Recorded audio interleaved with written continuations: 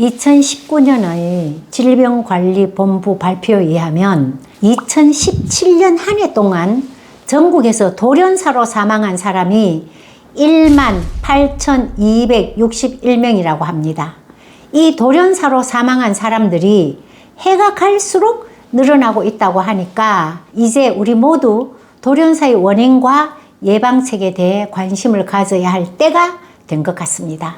돌연사 어떻게 예방할 수 있을까? 이 영상을 보시면 그 해답을 얻을 수 있을 것입니다.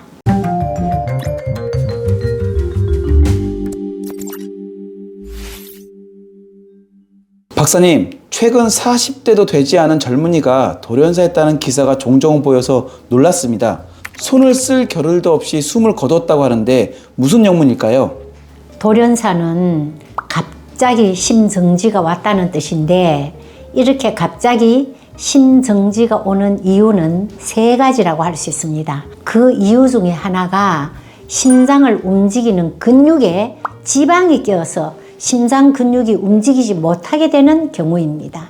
둘째로는 심장 근육을 움직이는데 필요한 영양을 공급하는 심장혈관의 동맥경화로 혈관이 막혀서 영양과 산소를 공급하지 못해 심장 근육이 멈추는 경우입니다. 세 번째 원인이 문제인데요. 심장혈관의 동맥경화도 아니고 심장 자체에 지방이 끼어 있지도 않은데 심장의 근육 자체가 갑자기 운동이 마비되어 멈추어 버리는 경우입니다. 진정한 돌연사는 바로 이 경우라고 할 수 있는데 우리나라 돌연사 사망자 중에 20%가 바로 동맥경화, 심장의 지방과 관계없이 사망한다고 합니다. 박사님, 돌연사의 80%는 심장 근육의 지방 축적과 심장 혈관의 동맥경화와 관계가 있다는 말씀 잘 알겠습니다. 대부분의 국민들이 동맥경화에 대해서 다 잘 알고 계시겠지만 박사님께서 한 번 더 동맥경화의 원인에 대해 짚어주시면 좋겠습니다. 요즘은 1년에 한 번씩 건강검진을 해서 건강검진 중에 혈액검사를 하면 콜레스테롤 수치와 중성지방 수치가 높으면 일단 동맥경화일 거라고 예상하여 병원에서 중성지방과 콜레스테롤 수치를 낮추는 약을 처방받아서 복용하고 계십니다. 또 혈관의 염증을 줄이기 위해서 오메가3도 많이 복용하고 계십니다. 이러한 노력 때문에 많은 분들이 동맥경화에 대해 안심하고 계시는데요. 그래도 제가 권하고 싶은 것은 이런 수치가 높은 분들은 꼭 1년에 한 번씩 내과에 가셔서 경동맥 초음파 검사를 해보시는 것이 좋습니다. 경동맥 초음파는요, 비용도 비싸지 않고 번거롭지도 않고 아주 간단하게 할 수 있으며 자신의 혈관이 얼마나 굳어졌는지, 얼마나 동맥경화가 되어 있는지 알 수 있는 아주 좋은 방법입니다.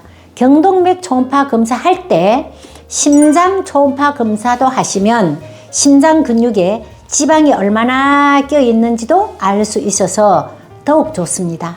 다시 한번 말씀드리지만 일단 혈액검사에서 고지혈증이라는 결과가 나오면 꼭 경동맥 초음파 검사와 심장 초음파 검사를 하십시오. 몸에 전혀 해롭지도 않고 비싸지도 않고 본인의 심장과 혈관이 어느 정도 건강한지 알게 되는 좋은 검사입니다.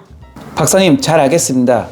혈액검사에서 고지혈증이 나오면 꼭 경동맥 초음파 검사와 심장 초음파 검사를 하겠습니다.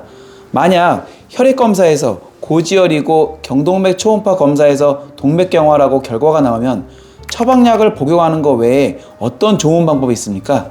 나이가 들어도 동맥경화가 되지 않은 방법을 알려드리겠습니다. 우선 동맥경화가 어떻게 생기는지부터 알아두시면 도움이 되니까 동맥경화의 원인부터 설명할게요.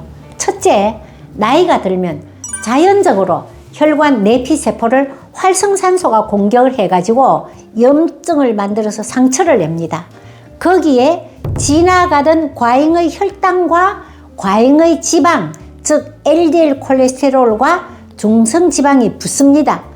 그 위에 지나가던 과잉의 칼슘이 또 붙습니다. 그 위에 간에서 제대로 대사되지 못한 악성 유해 물질인 호모시스테인이 쌓입니다. 이 호모시스테인은요, 우리가 먹은 단백질이 간에서 대사될 때 비타민 B6, 비타민 B12, 비타민 B9이라는 엽산이 부족하면 만들어지는 악질 노폐물입니다. 이렇게 활성산소가 낸 상처 입은 혈관 내피에 지질, 혈당, 칼슘, 호모시스테인이 붙고 여기에 지나가던 혈소판까지 붙으면 동맥경화가 완성이 되어 우리 생명을 위협하게 됩니다. 박사님, 동맥경화를 만드는 물질 중에 칼슘과 호모시스테인이라는 용어가 생소합니다. 우선 칼슘이 왜 혈관에 들러붙는지 설명 부탁드립니다. 칼슘에 대해 쉽게 설명드릴게요. 칼슘은 우리 뼈에 꼭 필요한 영양소지요.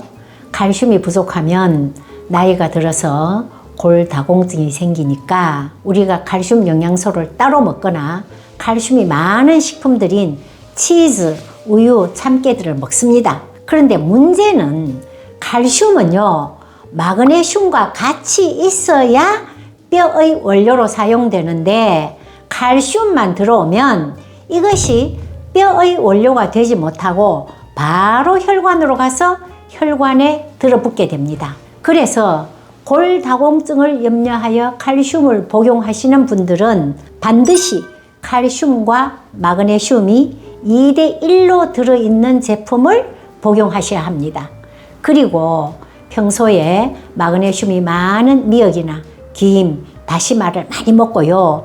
바나나에도 마그네슘이 많이 들어있습니다. 성장기가 되면 칼슘이 꼭 필요하지요. 그래서 칼슘을 위해 우유나 치즈 같은 것을 많이 먹는데 이때도 바나나 같은 마그네슘이 풍부한 식품을 같이 섭취해야 좋습니다.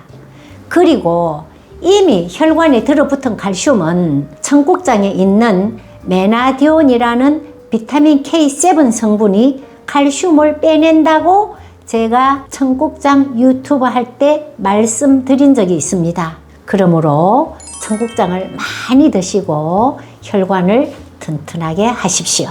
예, 칼슘, 마그네슘 2대1, 청국장 잘 알겠습니다. 그런데 동맥경화의 악질 원인이 된다는 호모시스테인이라는 물질은 무엇인지 설명 부탁드립니다. 우리가 근육의 원료로 그리고 생명의 원료인 단백질을 반드시 먹어야 하니까 식사 때마다 먹고 있습니다. 생선으로 또는 육류로 먹고 있습니다. 이렇게 먹은 단백질은 소장에서 아미노산이라는 작은 단위로 분해되어서 간으로 갑니다. 그러면 간에서는 이 작게 분해되어 들어온 아미노산들이 우리 인체에 필요한 여러 가지 재료를 만듭니다. 이렇게 아미노산으로 인체의 재료를 만들 때 비타민 B 중에 비타민 B12, 비타민 B6, 비타민 9이라는 엽산이 필요합니다. 만약 이 비타민 B 영양소들이 우리 간에 많이 있지 못하면 대사가 제대로 되지 못하고 완전 악질 독소인 호모시스테인이라는 물질로 만들어 버립니다. 이 악질 호모시스테인은 혈액 속의 지방보다 더 악독하게 혈관에 찌꺼기를 만들어서 동맥을 굳어지게 한다고 합니다. 네, 호모시스테인의 위험성 잘 알겠습니다. 그런데 박사님, 우리가 단백질을 먹지 않을 수는 없는데 이 호모시스테인이 생기지 않게 하려면 어떤 방법이 좋습니까? 제가 앞에서 말씀드렸다시피 비타민 B 복합제를 평소에 복용하시거나 꼭 현미밥을 드시면 현미 속에 비타민 B 복합 영양소가 다 들어있으니까 꼭 현미밥을 드시고 아니면 비타민 B 복합 영양소를 복용하십시오. 박사님, 이제까지 동맥경화 예방에 대해서 말씀을 해주셨습니다. 그런데 이미 동맥경화가 있거나 심장 근육에 지방이 있는 분들에게는 박사님만의 비방식품은 없습니까? 마침 아주 좋은 식품이 있습니다. 제가 당뇨 유튜브 할 때 잠깐 소개해드린 레드비트 기억나십니까?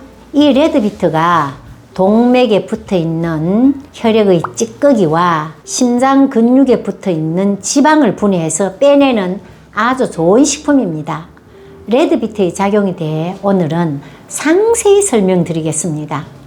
첫째, 레드비트에는 베타인이라는 아미노산이 있습니다.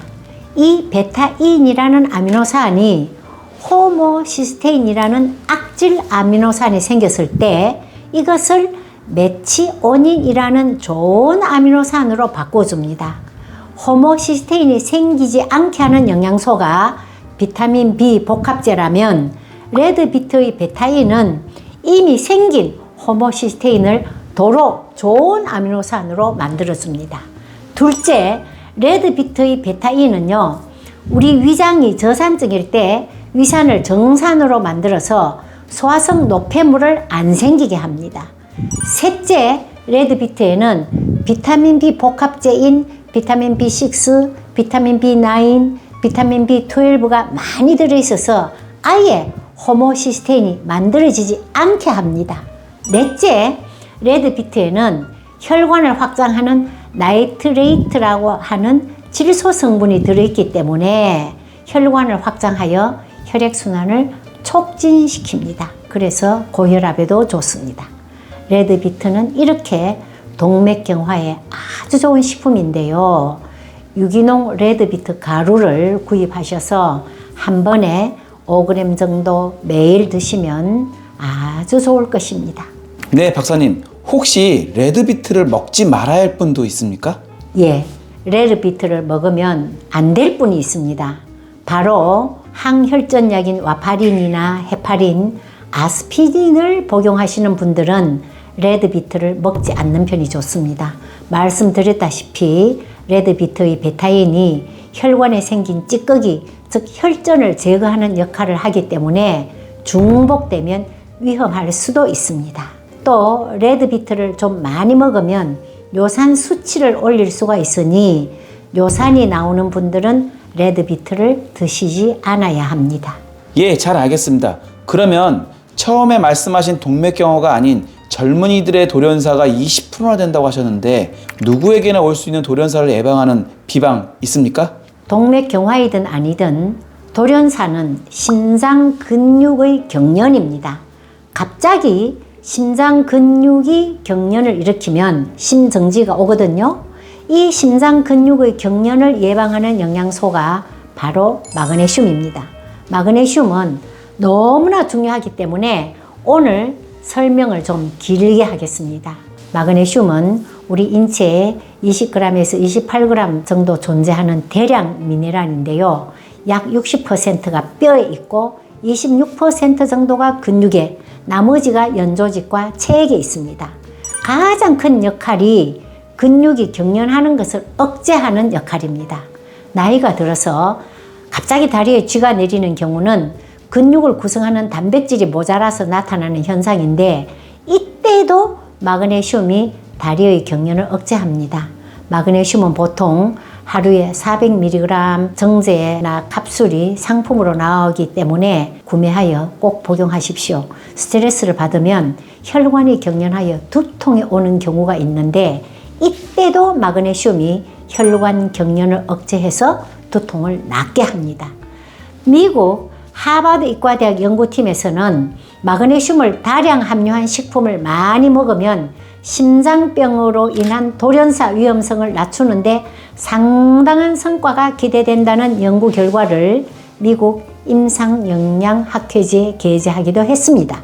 어떤 연구에서는 마그네슘 부족이 콜레스테롤보다 더 큰 돌연사의 원인이다라고 이야기하기도 합니다. 사실 마그네슘과 돌연사에 대한 연구는요, 너무나 많아서 셀 수도 없습니다. 이 영상을 보시는 40대 이후의 모든 분들은 마그네슘 영양소를 꼭 복용하시거나 평소에 마그네슘이 많은 미역, 김, 다시마 등을 매일 드시고 돌연사의 위험에서 벗어나십시오. 제가 동맥경화의 원인에 대해 말씀드릴 때 고지혈증으로 인한 동맥경화를 어떻게 해결할지에 대해서는 말씀드리지 못하였습니다. 다음 영상에서 고지혈증 어떻게 할 것인가에 대해 따로 한 꼭지 말씀드리겠습니다. 감사합니다. 일타약사 박영순이었습니다.